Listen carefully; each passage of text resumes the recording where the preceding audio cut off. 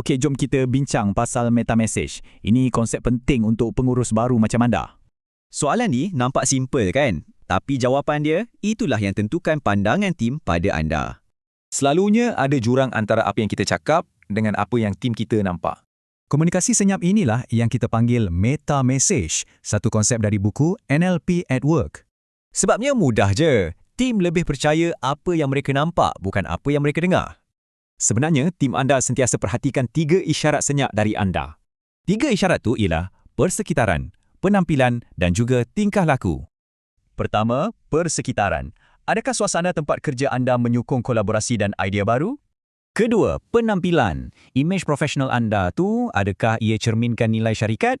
Dan yang ketiga, yang paling kuat sekali, ialah tingkah laku anda. Apa yang anda buat setiap hari.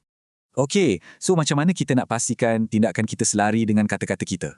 Contohnya, anda cakap pasal kolaborasi tapi pintu pejabat selalu tutup. Nampak tak percanggahannya? Nak jadikan ni satu amalan harian? Senang je. Guna satu soalan mudah.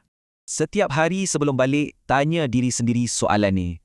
Bila meta message anda konsisten, barulah kepercayaan dalam pasukan tu dapat dibina dengan kukuh. Ingat, kepimpinan anda bukan pada kata-kata, tapi pada apa yang tim anda nampak anda buat.